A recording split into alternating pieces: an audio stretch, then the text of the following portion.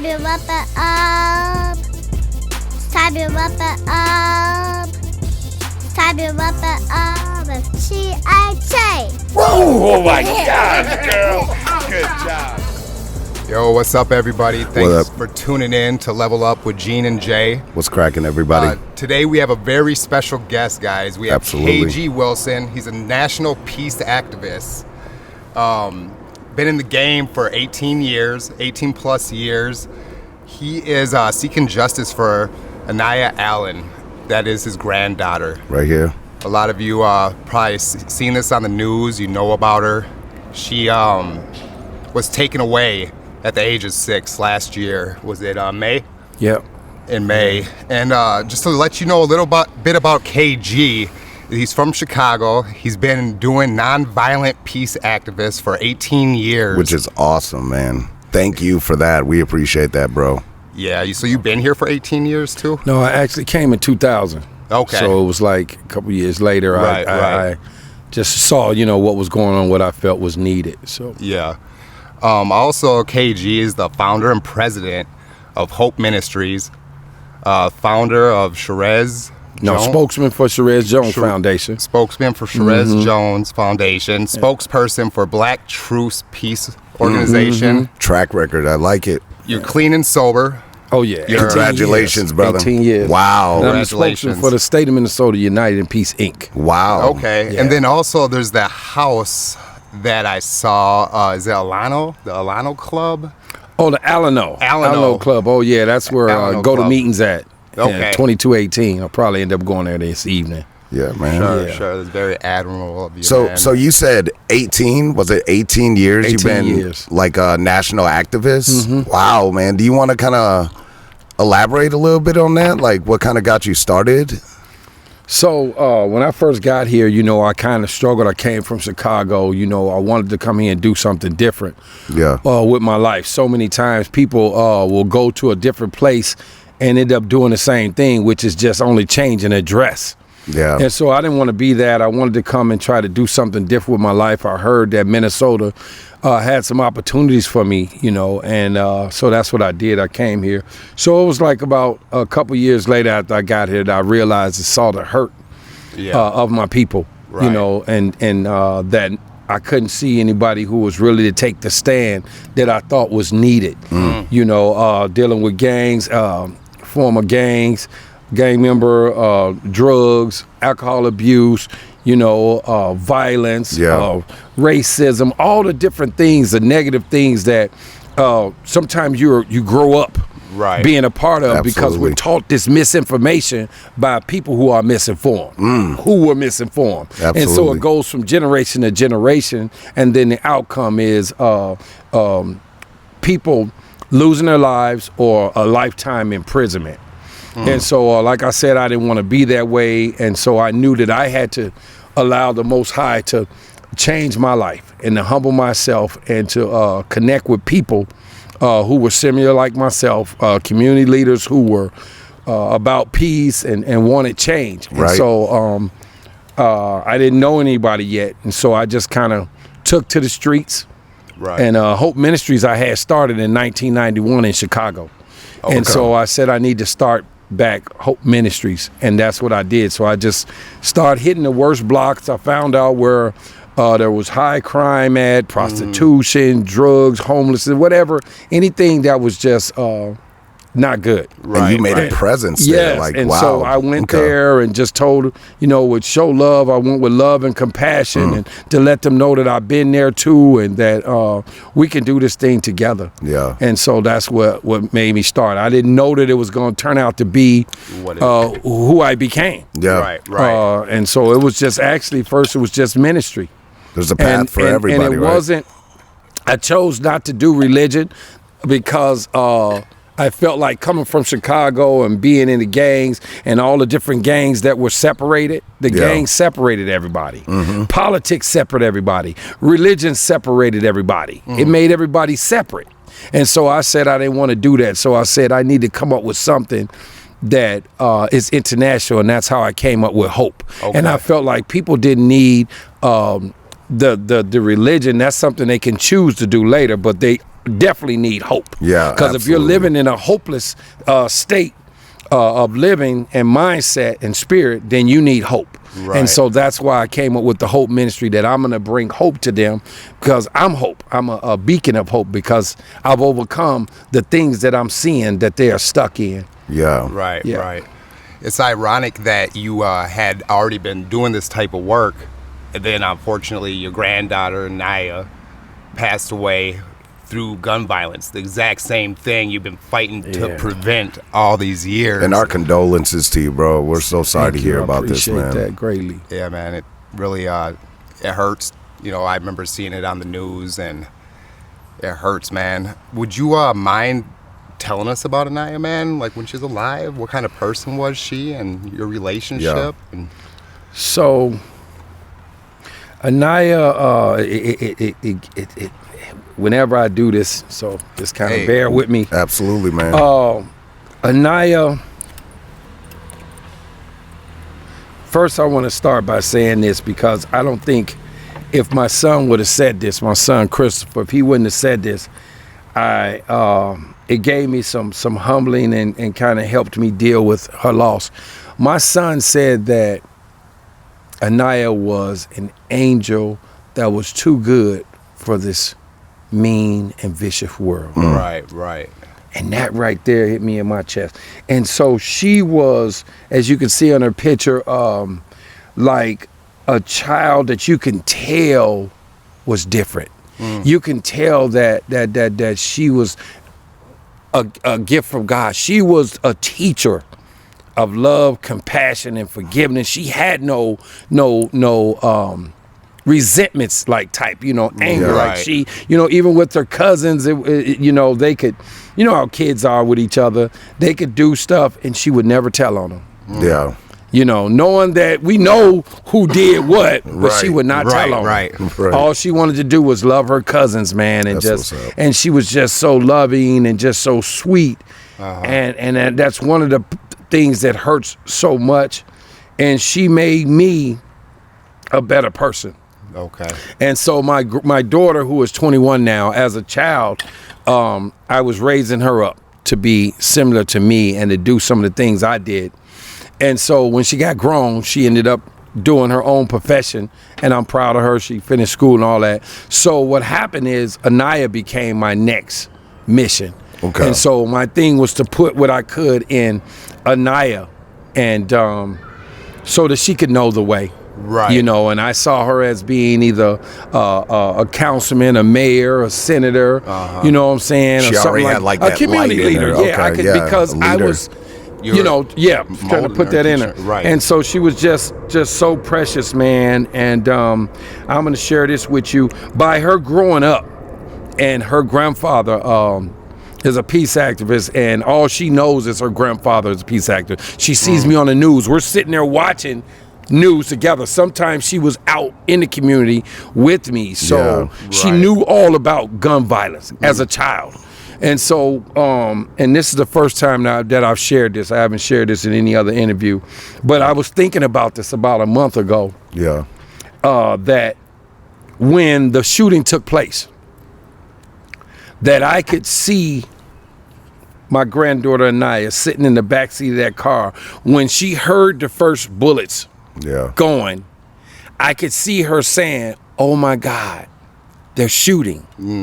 And in her mind, because she knows her grandfather, I got to call Papa and tell him they were shooting today by my house, because she knows this is what, you know what I mean? And so I could see her saying that soon as I get in the house, I'm going to tell my mom, hey, I need to call Papa and tell him they were shooting, because she always would tell me what's going on, what's happening. And so I believe, and it rips me to part, that I believe when she was in that back seat eating that Happy Meal, and she took another bite, and another shot rang out, and that bullet hit her, I believe that she said to herself, "Oh my God, Papa, they shot me." Right. Yeah.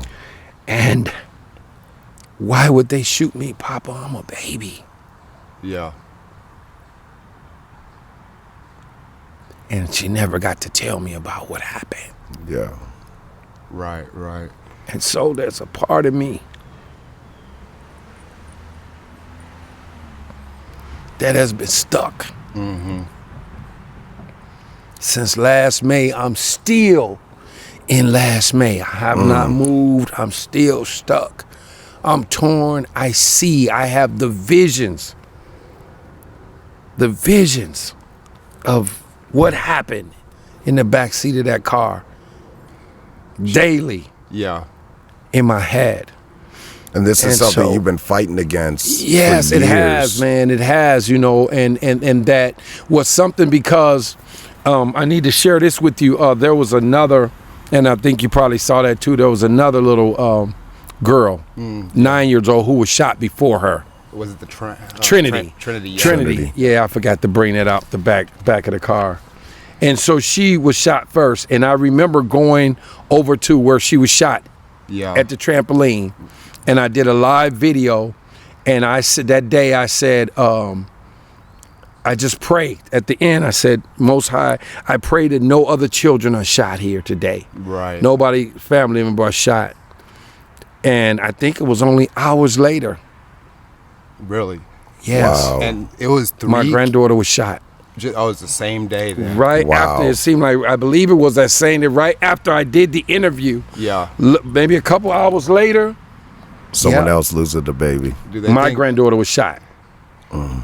While I'm doing this Right, prayer right. for Trinity, and so Then yeah, there was also another kid that got shot that week. Also, he was shot before, which was Davion. Garrett. Davion. He survived, Okay. and he's recovering now. We just did his memorial also. Right. So all three of the children, we've done all three memorials so far. So many lives lost, so many people impacted within just a week. Yeah, it was That's- terrible, it's man. insane, man. Those three children being shot back to back, and nothing. I would have never thought. Even though I did say one of our kids could be next. And I think if I back up, what's kind of bad is that Aniya's dad, my son, was shot years before, Okay. a few years back. I'm sorry to hear that. So he was shot. He survived. he doing all right? And so to survive, to have to bury his own daughter. Right. Did you have another son that was shot? I have also? another son who was shot in the stomach in Chicago, Yeah. and so he survived. Thank God. Yeah, another nephew. My nephew was shot downtown Minneapolis in a pizza place. He was shot in the back. Jeez. And Right. a distant cousin was shot and killed in North Minneapolis. So this senseless violence has just been continuing and going on for years. I grew up in the 90s, you know what I mean? Oh, yeah. The 90s were bad, and it's been bad ever since. You spoke on it earlier with Aniya. You taught her, how to be a leader. You taught her, what's going on. Like, is that the answer to help on these streets? The parents need to start talking to their kids and raising them different. Exactly. and leave these codes alone. Exactly. Because a child only knows what you teach them. Right. You know what I mean? And what you allow them to do. And I don't know, by me being old school, you could say, yeah, I was a strict grandfather, I'm coming to the schools, you know what I mean? And by me being who I am, everybody knows me. Mm-hmm. My daughter, raising her, she couldn't go nowhere because everybody knew me, so everybody knew her. Right. And so with my grandchildren, they know whatever school they're at, I'm coming. Mm-hmm. I make sure that if they're at that school, I'm going to find out where it is, and I'm going to that school, let them know. If you can get in touch with their mom or their dad, call me. Right. Yeah. If I have to leave my job, I'll be there. I saw like in the CNN interview you were in, you spoke about conditioned. You talked a lot about how a lot of these kids out here are just being conditioned in the wrong way. Exactly. They're out here throwing out so much pain and anger, and nobody's talking about it. No one's reaching deep enough to really help a lot of these kids, because a lot of them are just lost and need that kind of guidance like yourself. And that's very important, man. And I it breaks our heart that it has to be like this for people like yourself to be out there being an activist. But man, our hearts go out to you, man. We appreciate all the work you've been putting in, bro. Absolutely. Yeah, I like I said, that's what made me start the Hope Ministries. I knew that somebody had to come out there that wasn't in fear. Yeah. But had love and compassion, that had experience, who understand what's going on in the streets, on the block, as we so to speak. You know, a lot of the stuff that you hear, the crime and the violence and stuff like that, you don't hear about that in the suburb town. Right. You don't hear about it in Edina, Minnetonka. Those people are blessed. I'm glad for them that they don't. But like in North Minneapolis, South Minneapolis, like that, you hear about these things. Yeah. You can, matter of fact, you don't have to, you could just ride past and see it. Right. And it's sad to watch. And so we need more people like us, you guys, because, you know, we met, I could tell we were alike, and we care about the community, and we want to be positive vessels. And that's what the youth of today need. Because I don't know if I have time to use a little piece. You say, and I got to use this, you say if us three, will to be right now on Broadway and Lindale. And we set up just like we are right now on one corner. And we did this every week. Right. Okay. Okay. It's a 4-way intersection there. You have a liquor store on this corner. You have a gas station over here that's called Murder Station, because people get shot and killed there. They're selling drugs or gang banging. Right here, the same thing going on liquor store. On this corner here, people are strung out on dope. They're doing dope on this corner. But on this one corner, us three are here every week with a positive message. Right. We may have candy for the kids. Yeah. And so when a kid is walking down the street, to get to the park, he has to go past this 4-way intersection. He's got his basketball. Yeah. Now he's walking. When he gets through this 4-way intersection, on all three corners is negativity. Right. The only corner where something positive at is where we are. Yeah. So he at least has a choice. There it But is some right there. kids don't have a choice. Right. Because every corner and every block that they go to from the time they're 5 years old to 16 to 18 is negative. I hope people that are listening and watching, when y'all see this video, know how just powerful that message right there is, man. Exactly. And so that was what you was talking about. And so if they don't have those positive people, and they know the difference. Yeah. You know, after the George Floyd murder that happened. Yeah, him losing his life over there. Yeah. They went and tore up Lake Street. Yeah. Okay. So I went on Lake Street because a friend of mine had a store, a clothing store in Chicago and Lake, which they started tearing up stuff. So his store was right there. He's black owned. So he's standing in the store. He's not leaving. So I went there to support him. So when I got to the store, people are tearing up everything next door to him, Foot Locker. Right. They're tearing up everything but his store. I'm standing there. So now I'm seeing kids coming running down the street, and they see me and they stop. Yeah. They stop in their tracks, and like, that's not me, Mr. KG, that's them. Right. But I see you. Yeah. And as long as, like I told you, the positive people that they know they're wrong. Yeah. But long as they're not doing wrong in front of the people that they know are positive and wants to see them do right. Long as they can hide it and do wrong, you know what I mean? So I'm like, I saw what you were doing.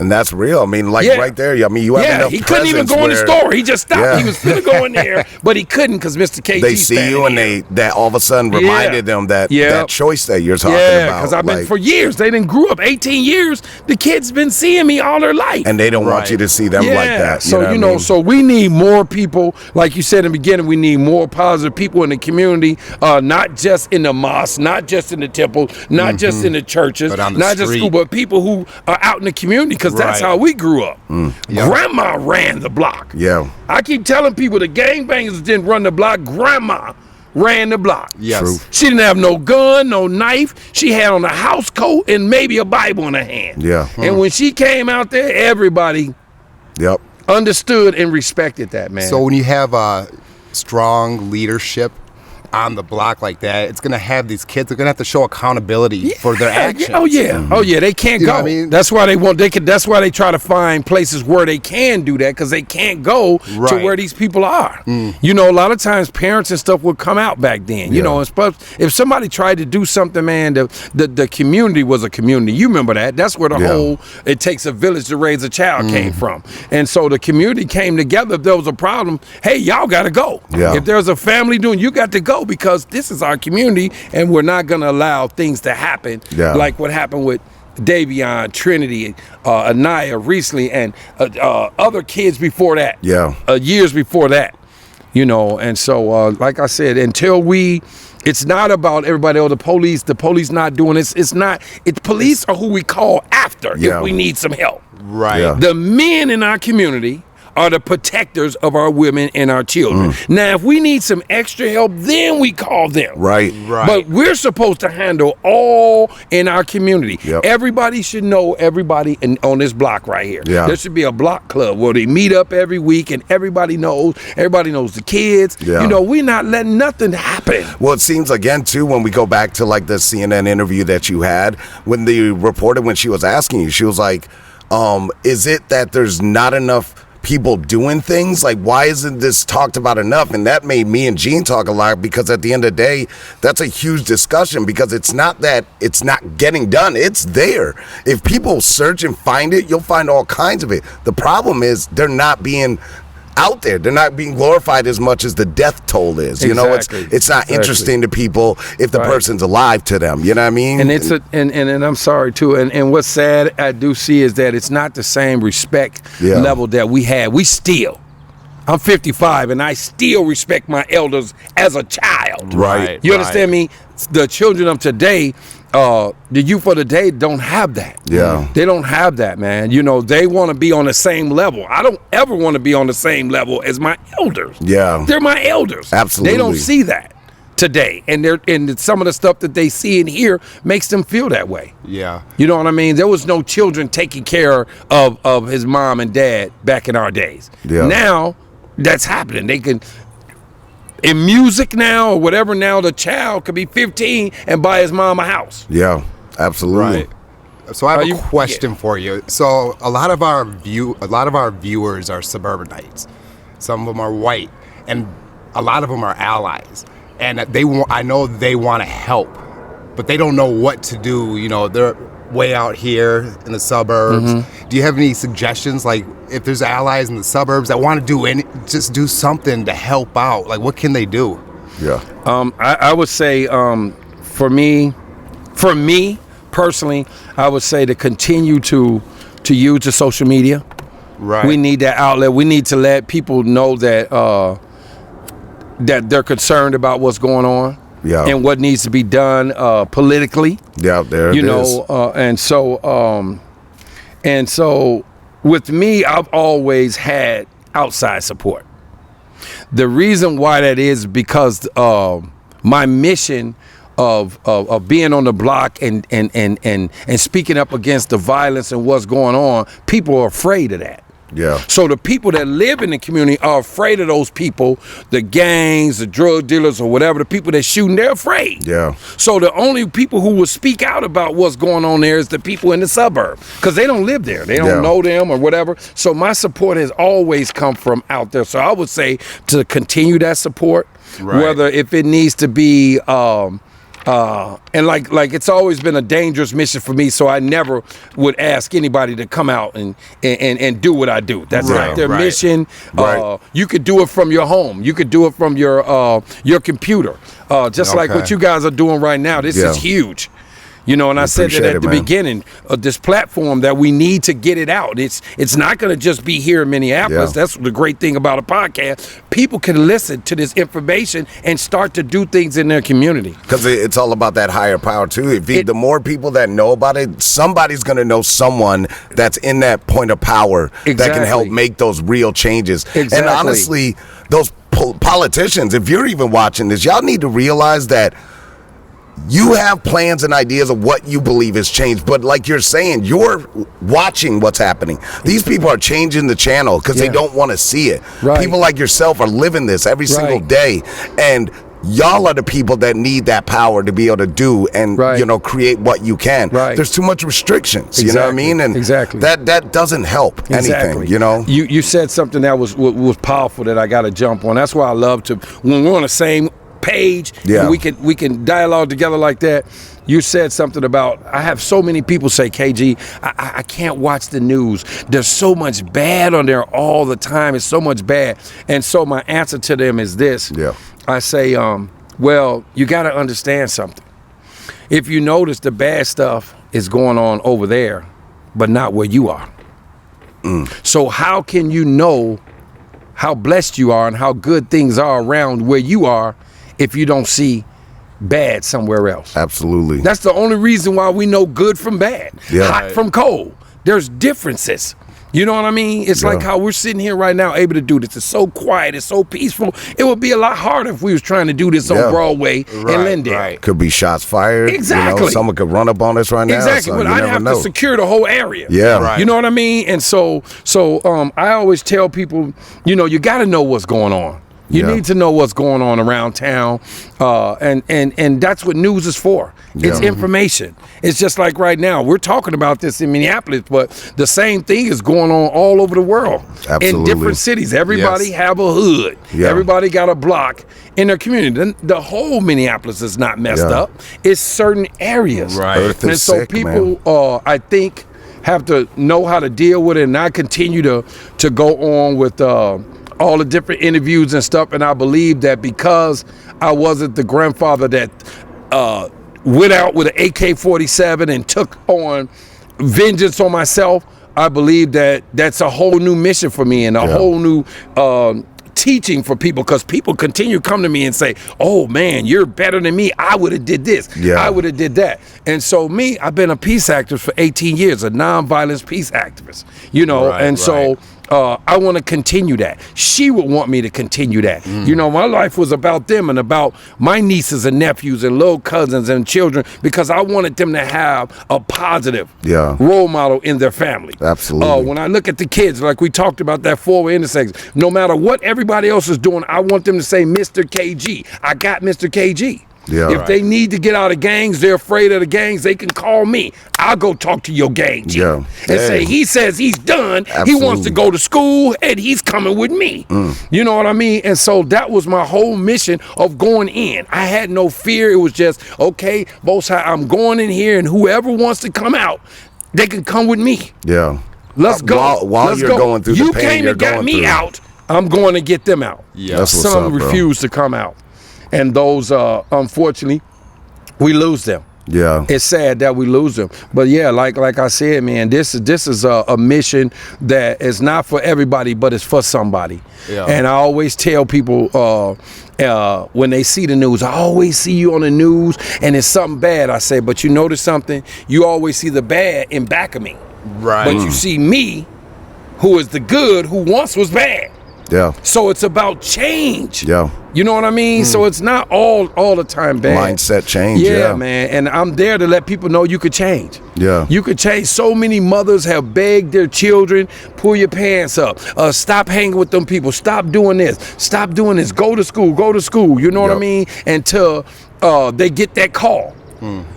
They get that call. I'm sorry, ma'am, your son is laying over here. He was shot and killed. And they have to come to that scene and see their child that refuse to listen.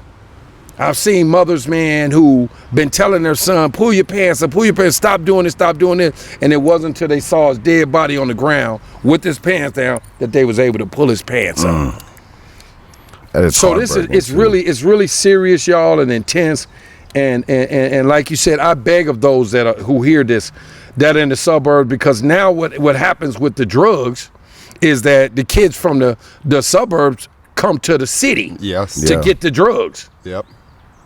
And sometimes they have those kids from the city come to the suburbs. And that's when you hear about things happening in the suburbs, because they went there, connected with them, and now they brought what they had, creating those unwanted bridges over here. And so these type of things happen. So I would say to pay attention to your children. If you're in the suburbs, watch the company that they keep, you know, or if you see that they have a drug problem, get them some help. Yeah. You definitely could call me for that. You know, that's something that I dedicated my life to, is trying to help kids who get addicted to these drugs to get off of drugs. Not something I read from a book, from experience. We started out talking about that. I was actually going to ask you too. Me and Gene were talking about, like, you know, you've been clean sober for how long? 18 years. 18 years. So huge props to you there, bro. And like, after finding out about Aniya, like, what kept you strong like that? Because I feel like for even for me, that would have been even harder to deal with, knowing that, you know, you would want to pick up a bottle,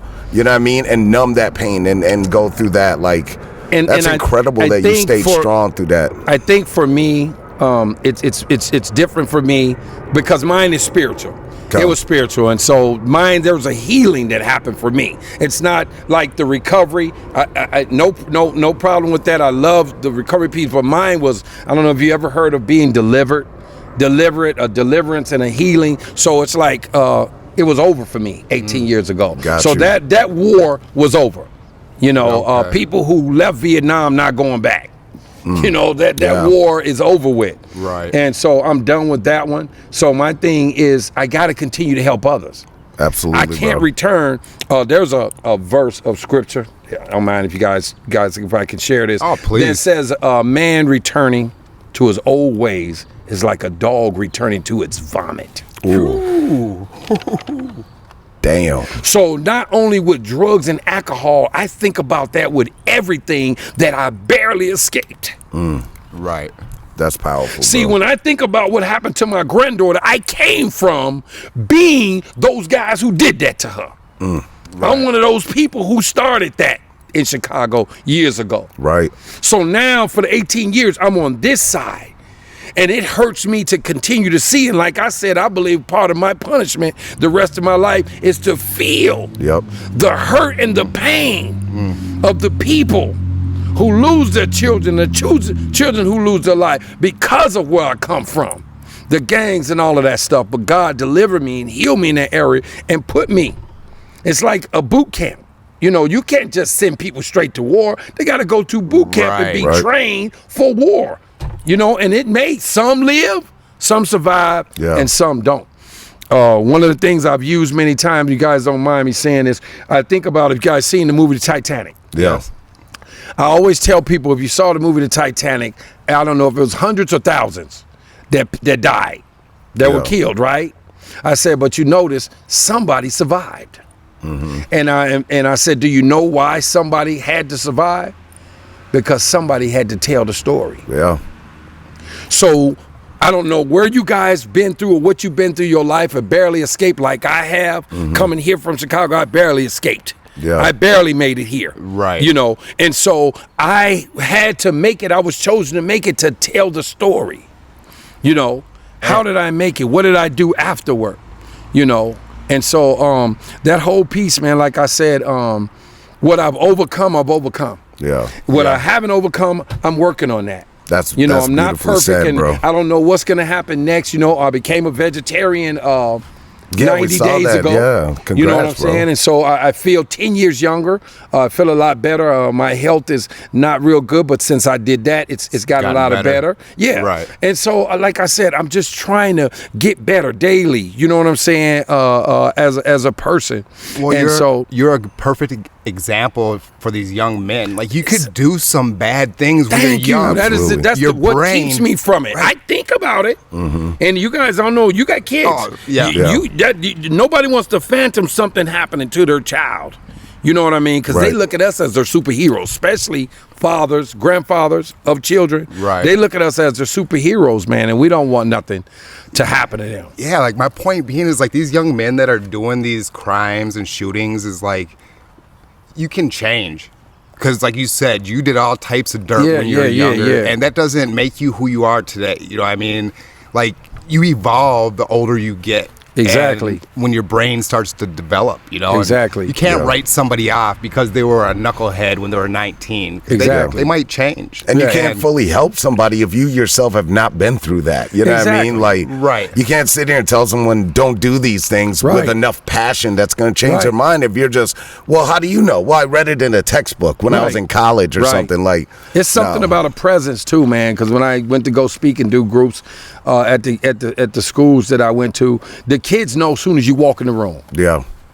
As soon as you walk in the room, I can use a quick example and I'm glad that we're doing this because people need to know. They need to know. Just say one school that I was at. I remember getting ready to leave there after I talked to a few kids, and a teacher comes running out. White Caucasian teacher, she's crying, screaming, hollering, Mr. KG, I know you're leaving, I know you're done, but please. She's begging, she's like crying, just pouring in tears. Can you please come to my class? They're just tearing it up, they won't listen. I told them to stop and to write. So I'm like, what? So I go back to the class. I look in the window, right? They're up on top of the desk. They're writing, what, on the board and all type of crazy stuff. They're screaming and hollering. They're acting crazy. They got music blaring. Right. So I opened the door. I said not one word. Not one word. They felt I presence. just stood there just like this, and everybody dropped. Yeah. Right. That's amazing, bro. That's and the kind of she's presence standing there that needs looking more like, how is that possible? Yeah. And I'm going to use this piece here. You guys see the movie Malcolm X? Oh, yeah. Do you remember Malcolm X? Everybody was out in the street outside the hospital. All the people, right? The brothers, and it was just noise and confusion, and he was talking to the police officer. You remember that part? And the police officer said to him, okay, this is enough of this, okay. It's time to go. And he found out that the brother was going to live. Yeah. Malcolm X did not say one word. He went just like this. Yep. Not one word. He did his hand just like this. All the brothers was like this. Yep. All the people were quiet. And he went like that. And everybody took off. Yeah. He did not say one word. Yep. It's because they respected who he was. And guess what? Malcolm X, the story you don't hear about is where he came from. Yeah. I was liking myself to him. He was my mentor. Right. He came from the streets. He was a drug addict. Yep. You know, a thug and a pimp with all that, you know what I'm saying? But that's not who he died. Yeah. Right. Malcolm X was a perfect example of that. And I see so much of myself the same. Yeah, and I so get a it's lot just of that. about, like we said, we got to get some people that are in the community, man, who have overcome, who have been transformed by the renewing of the mind, that people respect. I work at a middle school, and honestly, bro, like, I don't think I'd be able to bring the impact that I do on a lot of these kids if it wasn't for my past. Exactly. You know what I mean? And I they can know that. relate. They I can can see relate it. to what you're saying when, like, you know, because it's been a wild year, especially in this last year, you know, and like there's times when I get called to a classroom, if kids are wilding out, like you said, like I could walk in there and they just know me. Right. So they'll know, They like, know and they right know away. I'm a great influence, but they also know I'm a dad, and they know if I walk in, they can just see it in my face, Exactly. like, oh, He's I need to serious. stop. All right, That's I'm going right. to knock this off. And Right. that's the problem, too, though, because it's like, how do we teach these other people of how to handle kids that you're not used to being, you know, dealing with, you know? And a lot of teachers do struggle with that.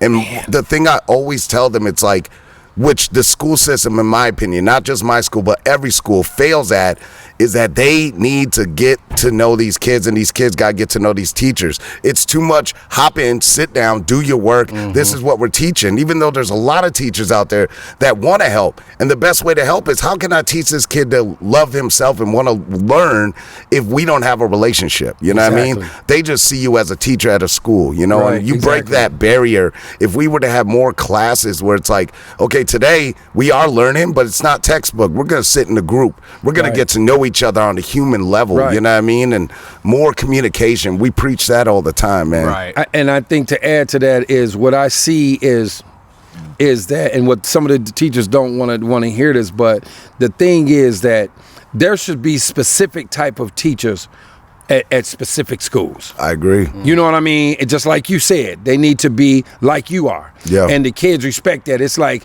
if you think about back in the days when we went to school, the only time we acted up if it was a substitute teacher. Yeah, right. Absolutely, Oh, bro. it's a party. We're going to have a party. Well, no, not with the teacher, because that was her class and she let us know, this is my class. You're not running nothing here. Yep. See, that's what has to happen. And like I told this particular teacher, when I told you that, I said, you have to let them know at the beginning of the year that this is your class. But what happens is these type of teachers, the way the schools are today and some of these classes, they're not equipped for that. It's not just about you having a degree no more. You know what I'm saying? You got to know how to be able to deal with these kids. And I think that's the problem, bro. Yeah, is because that they know when you come in the door. Yeah. Oh, yeah, we're going to dig on one right here. And you got teachers that want to. There are a lot of great teachers out there that want to do it, but then you got these higher-ups, these school boards, these politicians that aren't in these buildings but telling us what we need to do. How is this teacher going to be able to work with these kids if you don't give them enough power to be able to have those? Like, you know what? I can pull this assignment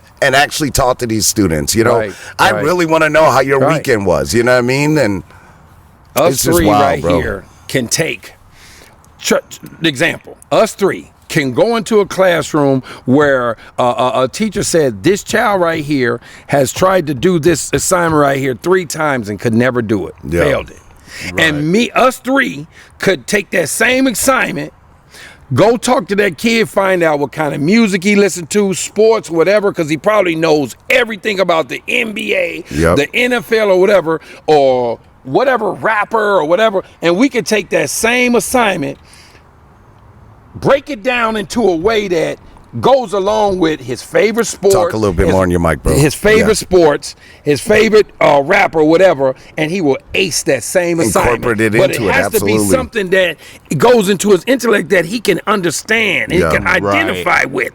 You know what I mean? Yeah. This is how it has to be done with some kids. Steve Harvey made a great quote when he said, he was like, if you got a kid that wants to be a pilot, you can't talk to him about, you got to go to school and do all this before you can become a pilot. You got to encourage him of how awesome it is to be that pilot and to fly. And the only way, too, is to get that knowledge. You know, I agree with you wholeheartedly, bro. You got to be able to relate. They got to relate to something. They got to be able to relate to it, man. Yeah, because a lot of stuff today, like the kids have to tell me. A lot of stuff I don't know. They changed some of our old words into something else. I never forget, because I always kind of dress a little decent to them.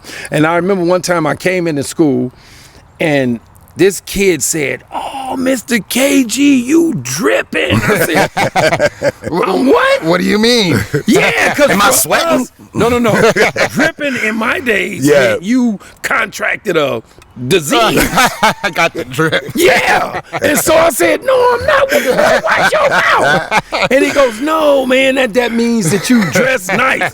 Right. Y'all didn't turn that into, you know what I mean? Right. And so even the word dope, by me actually being an ex-drug addict and stuff, I can't see nothing positive about the word dope. Yeah. It's totally negative to them. And they'll say something, "Mr. KG, you dope."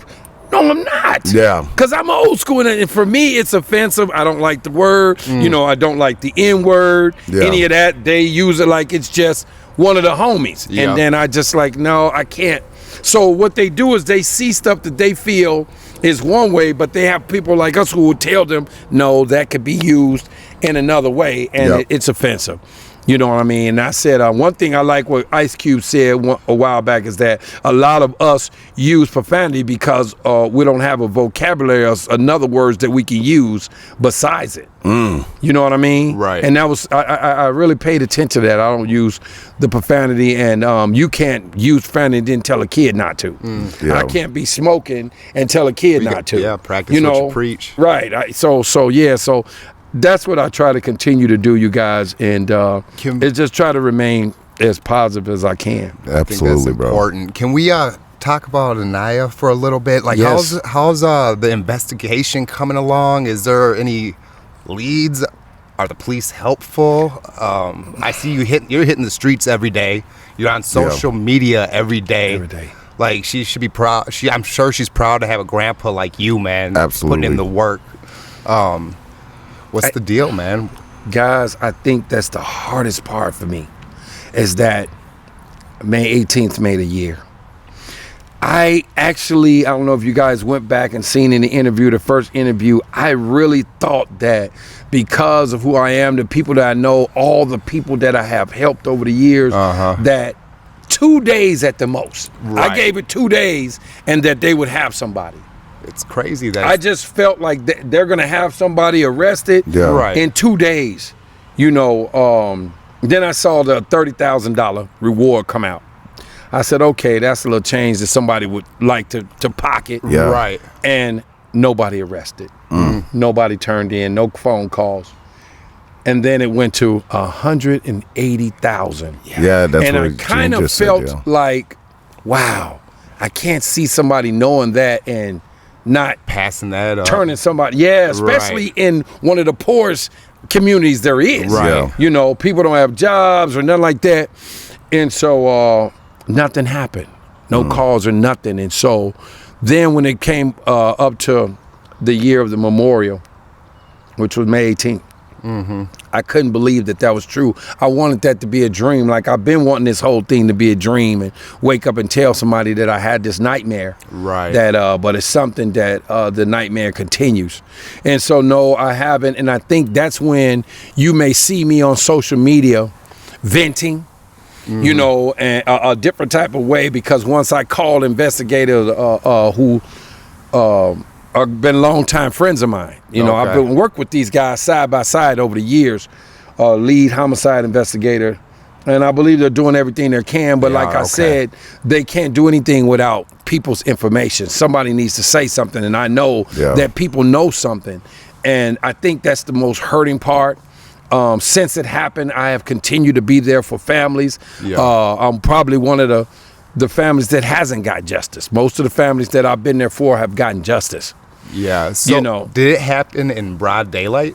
Yeah, it was daytime. What, 36 and Penn? 36 and Penn, right there on the corner. I don't know if you've been there, by there. Oh, yeah. Yeah. And so, was it multiple shooters? Were they Yeah, shooting there back and was. forth? From what I'm told, there was 3 different shooters, so they were shooting each other. There was another young man who was shot there also that day. Oh, okay. And so he survived. So people definitely know. Yeah. Oh, definitely what's going somebody on. knows. Definitely somebody knows. And I don't know. I just, like, I tried to, it started out anger. And like, I've changed since the year. Everything was anger. I still am angry, but now I'm in a place where more emotion. I'm heartbroken. I'm just torn to shreds in my inside, man. And but the way you're using that, though, man, is such a positive way, bro. It's you just know, nothing short of she amazing. She continues to say to me, no, Pop, because I get some days, you guys, because I don't want people to think. Some days I just want to say the heck with this. Yeah. Because I'm so angry, especially when I talk to an investigator and they say, nope, we don't have nothing. Yeah. Or I talk to people on the street, no, I ain't heard nothing. KG, if I hear something, I'll let you know. You know, and things like that, and there's nothing. And that no snitch code needs to go out the window when it comes to I've kids, said that man. many times like, before, and I hope line. that the viewers, I want to say this again, snitching, I need to let people know, if this happens in your community, snitching is between 2 criminals. Right. If me and you selling drugs or doing something and you get busted and tell on me, that's snitching. Please listen to that. It's not snitching when somebody shoots an innocent child. Absolutely, bro. It's not, man. Right. That's not. That's a whole different thing. That person needs to be held accountable for that. Yep. You know, I love my children, but if they was to shoot a child, I'm turning them in myself. Yep. Right. You're going to do that time for that, man. I love you, man, and everything, but you got to do your time for that. Yeah. There's no way I could sit back and let a family hurt over and over daily for a year. Yeah. Over a year now, man. Is there anything you would like to say to the killers out there? If they at all come across this podcast or they know someone, is there anything you would want to? Oh, yeah. They got their eye on you. They follow everything. I'm told they follow everything every day. I mean, if you was them, you would too. Right. I the same thing as I've always done. It went from anger to just begging and pleading. Yeah. Just begging and pleading. Nothing means anything to me anymore. I know there's a $180,000 reward. It might be even higher now. But along with that, anything I have in my pocket, anything I own means nothing to me. They can have it. If somebody had information, they can have it. I'll start over. Just leave me with my boxers. And I'll just have my boxes. You can have everything else. Nothing means anything to me anymore but justice. My mission in life is justice. Yeah. You know, and so those that have seen me and followed me, I think they've seen the change and seen that they really hurt me and my family. They don't see my family as much, but they see me every day. Right. And I continue to beg and plead with them to find this. I don't know if they have a little brother, a little sister, or even a child or a niece or never whatever, a small child, and if they could just picture, I hate that I gotta say this, picture them, something happening to one of them. Yeah. Right. And what would they want me to do? What would they want somebody else to do? Absolutely. And I always say it shouldn't take a reward for an innocent child, for somebody to say that somebody did something to an innocent child. Yeah. In the beginning, this is not something where you got to show your face or none of that. We just need your information. Yeah. And that it leads to an arrest. You can have the award, but your real reward is going to come from the Most High.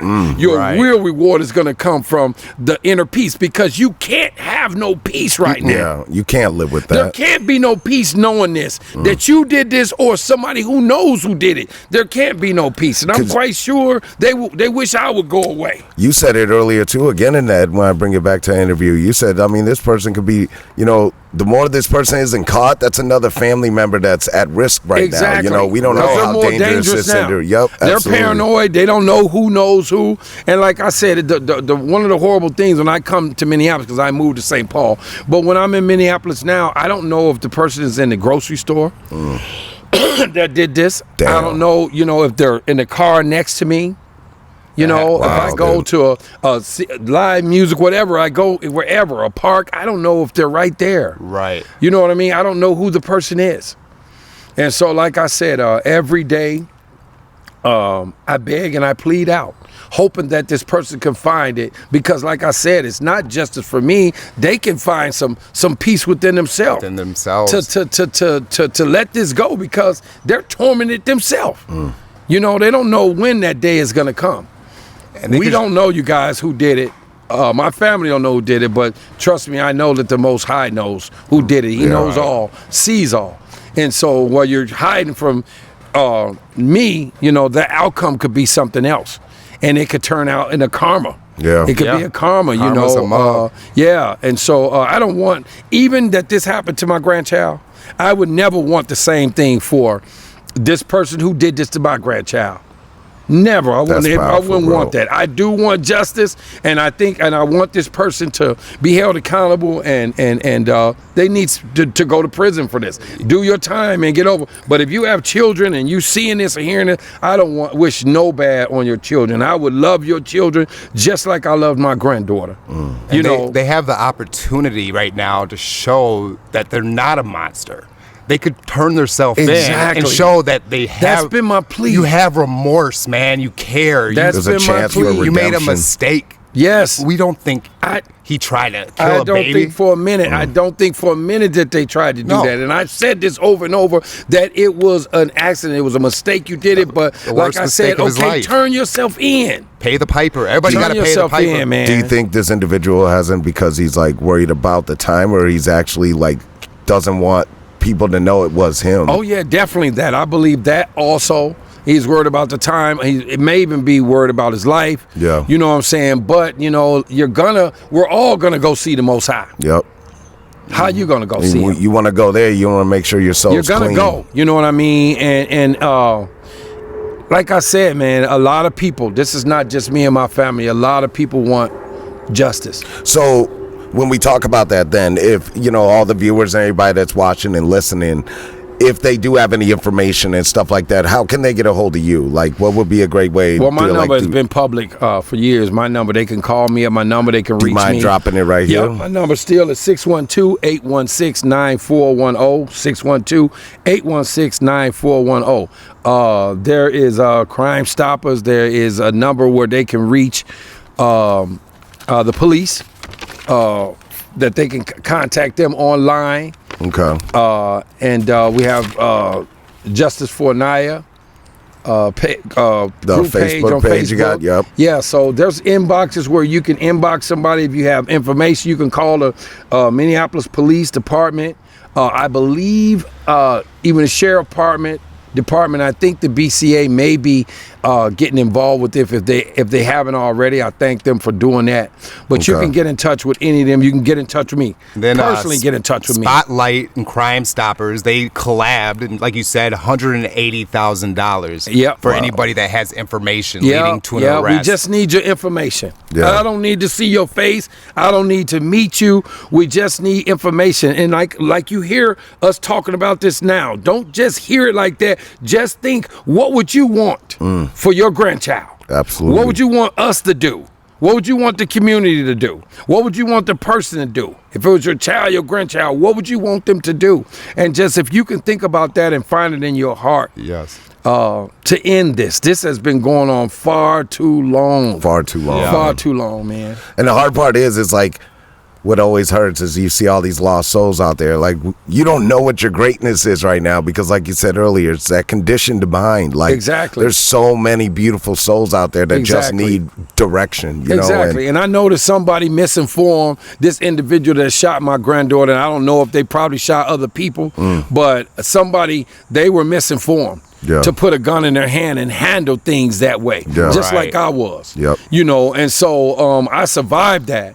And 18 years ago, my mission and journey was to let them know that was a lie. Yeah. That was misinformation. And a lot of those that gave them that misinformation are either dead or doing life in prison or in Illinois or any other place that has death row on death row. Right. Yeah. For that bad information, because somebody gave them that bad information, and that was their outcome. Yeah. Conversation, man. It comes down to conversation and reasoning, like we're doing right now, gentlemen. You know what I mean? And you can solve most problems. Exactly. And guidance. That way. You know, that proper guidance, man. You know, it's just a lot of kids that just, like you said, that just don't have that positive influence in their lives. So to them, what's out there is that positive influence, you know, and I'm really hoping, you guys, that what we talked about here today and what happened to my granddaughter, because somebody put a gun in their hand and was told to go take a gun and shoot, and a 6-year-old child was killed. Yeah. Innocent 6-year-old child in the backseat of a car eating a Happy Meal. That's a nightmare for anybody. I'm hoping that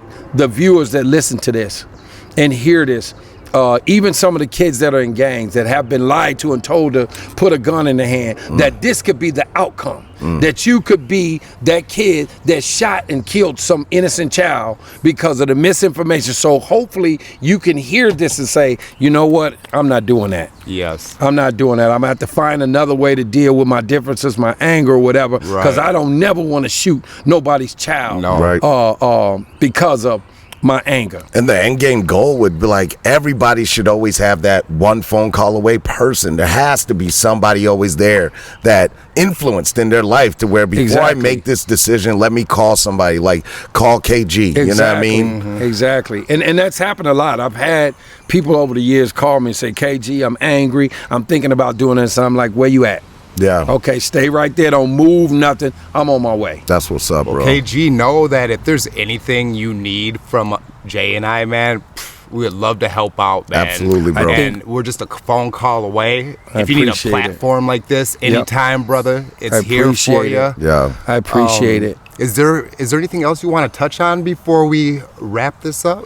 Well, I just want to say one thing. I thank you guys so much. It was meant for us to meet. I told you it had nothing to do with us. The Most High will put people in places, you know what I mean, to get our message out. Yes. And as you could see, we shared a lot of information that was needed here, life information about peace and about transforming our communities and the mindset, and that you don't have to, that was the huge message, you don't have to die the way that you were living once in your life. You are not what society wants you to be. You can become a better person. Right. You know, sometimes we make mistakes. It comes from misinformation. And so today we were able to put out some positive information I agree. to our brothers and our sisters worldwide that will hear this podcast. There is another way. And I There's think always another way. Yeah, man. I And think so we have so much more to talk about that we'll do on another time. Yeah, like, I want to talk definitely. spiritual warfare, man. Exactly. I want Yes, to I would get glad a little to more do into that. religion. That is exactly where I am. I'm actually a highly spiritual black conscious brother. Not religious, highly spiritual black conscious brother. Because we have to become conscious. Yeah. Right. A lot of stuff is done through unconsciousness. My grandchild was murdered through unconsciousness. A lot of things that I ever did bad in my life, even if I was to go steal a candy bar, I had to go drink something first, some alcohol. Right. Yeah. I had to go smoke something. Yeah. I had to go pop something. So I had to put something in me to make me become your Dr. Jekyll. Yeah. Because Mr. Hyde couldn't do it. You know what I mean? So a lot of stuff that's going on, and we'll probably get to talk about that next time, is what people do when they abuse drugs and alcohol. Because that I had to go and identify with why I did all the things that I did, and a lot of it was because of that. Absolutely, bro. And well, KG, thank you so much, bro, for taking the time. We are honored to have you on our show. I'm honored to be here with you Y'all guys. take a man. good We look met at you, brother. this. I believe that look at God this has young placed girl. two Look at this friends- young lady, man. Her name's Aniya Allen, 6 years old. Yep. Beautiful soul that we lost to senseless gun violence, y'all, that continues to plague the streets all over. So please, y'all, take a good look. Hopefully this podcast helps. KG, again, thank you so much, dude. Keep Thank doing you. what you're doing. You keep on that mission of yours, bro. And like Gene said, Big ups for everything you do. you got man. us right I'll here, be getting man. started. I dedicated 2022. I was going to be done, but I retired last year in Minneapolis, but I'm going to dedicate active Yeah. duty for 2022 to my granddaughter, Aniya Allen. So you guys will see me on Absolutely. the block in St. Paul. Say here her soon. name, Aniya Allen, y'all. Aniya Allen. Hey, and hopefully next time we speak, man, we're celebrating that this person turned Some themselves form of in. justice was That would made. be great. Some That'd kind be of great. justice, brother. So we'll be doing a birthday celebration. I want to invite you guys to. Thank We you. I'll love let you that. know. Thank you so much, man. Indeed. Thank you. Well, thanks everybody for watching Level Up with Gene and Jay. Please share this. This is very important. Absolutely. We need to get this killer off the streets. Absolutely. And if you have any questions, you know how to get a hold of KG. And you know how to reach out to all of us. So, you know, Facebook, Instagram, all that, y'all. We love and appreciate y'all. Like always, you know, like I said, say her name, Aniya Allen. There's so many just like her that we've lost throughout these years, y'all. So please bless up. Thank y'all very much and have a wonderful day. Thank you, KG.